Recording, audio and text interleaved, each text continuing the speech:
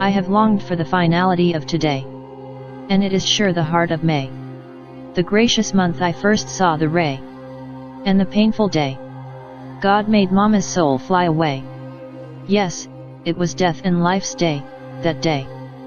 Fate said, one must to die, one must to live. And it made Father's old love took her leave. Yes, I saw him sunken in sorrow on our cleave. But he feigned delight to me to make me believe this life is only for us to live, and not to leave when at eve. So, poor him, kissed me goodbye to find my bill, my tender self at the nurse's goodwill.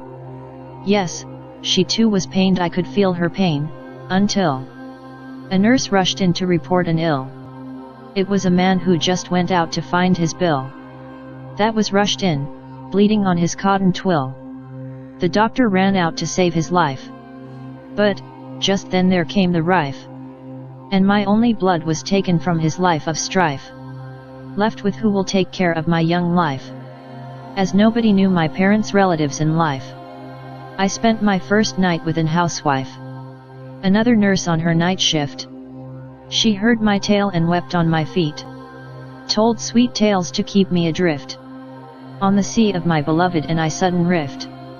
She sang lullabies when I cried and called me gift, and asked in her care if I needed a lift. Young Rose, you shall live in peace, where there seems to be no bliss.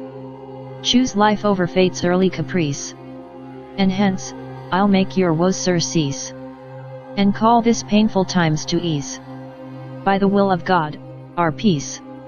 But fate heard her wish and there came a man, my father's friend who was a clergyman, to whom I can say my story began.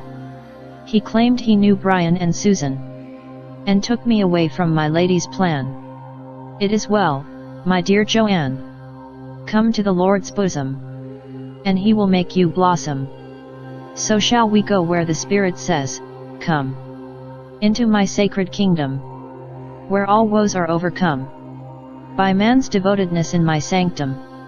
My gentle self thought she found solace, a life filled with hope and grace, where no woes shall retrace my face, as I have already seen fate's vicious face.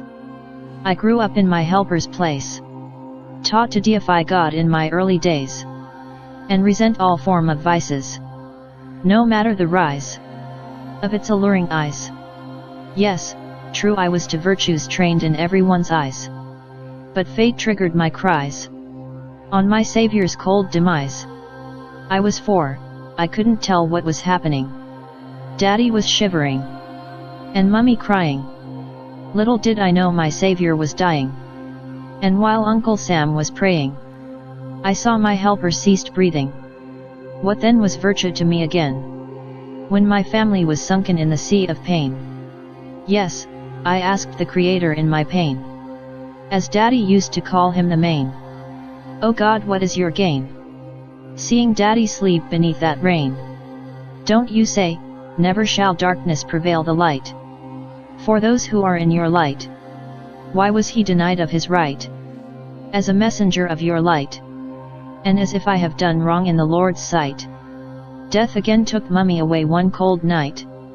I was 18, a rosy and beautiful female, calm and religious in the dream of the young males. Uncle Sam was also in his 20s, such a gentle male, who tried to make us a living but all to no avail. He was my helper's only child and a lover of tales, who told me part of my life when he was ill. Dear Joanne, he used to say in sorrow, I know fate may deny me of seeing tomorrow, to duel with life's mean blow, but take heart and brace yourself for this show, coming in the nearest tomorrow. Till then may you say farewell to your sorrow, but death see him to a worthy submission. Fate was the nature of death's allegation. Life was harsh, so he used his discretion, and joined burglars in my oblivion. Yes, he was on his first mission, when fate sought him death's attention. There was once an uproar in Zone C, so I went there in hunger to see what had disrupted the street's peace. But I was dismayed to see my brother burnt amidst some captured thieves. I was grieved but never denied of peace, For I thought, what was it worth for?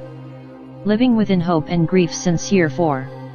When death started taking all whom I adore, denying them the stage of whore.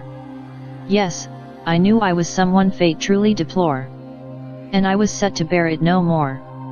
So as fate was the writer of my birth, so shall it be the one to write of my death. But just as I was about to take my breath, to drink from the flowing river of Lethe, a man caught me calling on death, and my hope was again awakened by Seth, the man who took me off death's tree, and promised to drown my woes for free, in the heart of life's fateful sea, where I could from ill flee, if only I could to life agree, and forget the thoughts of suffering's degree.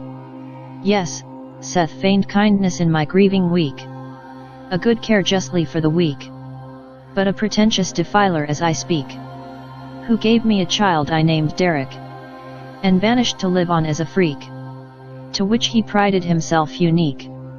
And again, I was a prey of fate, Seth's child in my helpless estate. Yes, my woes I knew he felt in my expecting state, as a laboring mother whose woes were to exacerbate. But I kept him for a reason I can relate. Fate could be mean, but never is it of traits, and my memories kept recalling my mother's fateful hour, where two states occurred in fate's power. Life was mine and death was hers, so was my tale seeming like hers, in my longings to born my flower, and surrender my soul to the owner.